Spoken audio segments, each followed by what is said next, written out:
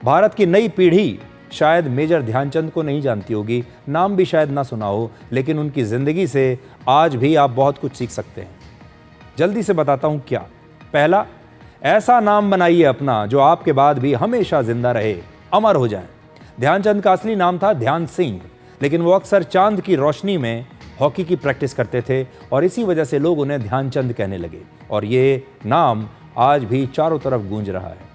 दूसरा, गलत नियमों को हमेशा चुनौती दें, गलत बात को चुनौती दें।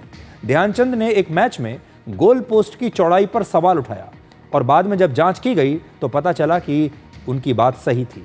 एक बार नीदरलैंड्स में उनकी हॉकी स्टिक तक तोड़कर हॉकी स्टिक को देखा गया कि इसमें क्या है, क्योंकि लोग मानते थे कि उनकी हॉकी स्टिक में या तो कोई जादू है या कोई चुंबक लगी हुई है, क्योंकि जब वो खेलने के लिए जाते थे तो गेंद जो है, बॉल, वो उनकी हॉकी स्टिक से एकदम चिपक जाती थी और लोगों को लगता था कि कहीं इनकी हॉकी स्टिक में कोई चुंबक तो नहीं लगी हुई कि बॉल कैसे चिपक जाती है।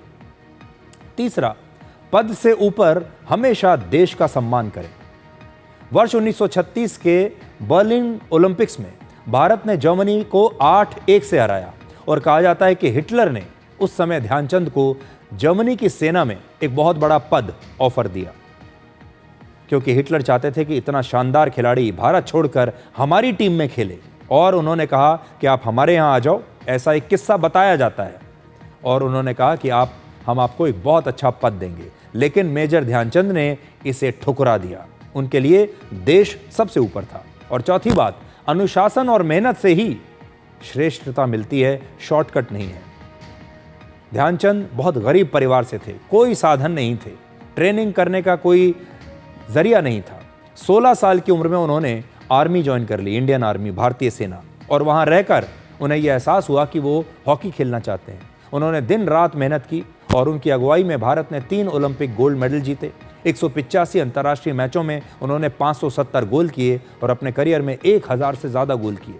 वर्ष 1928 के एम्स्टर्डम ओलंपिक्स में उनके 14 गोल की वजह से उन्हें हॉकी का जादूगर कहा जाने लगा। आज हम आपसे बस ये कहना चाहते हैं कि जीवन के खेल में अगर आप सफलता हासिल करना चाहते हैं तो मैदान के अंदर और मैदान के बाहर अनुशासन, साहस और एकता रखना हमेशा सीखें। हर खेल का और हर खिलाड़ी का हमेशा सम्मान करें और नाइंसाफ़ी के खिलाफ हमेशा आवाज़ उठाएं।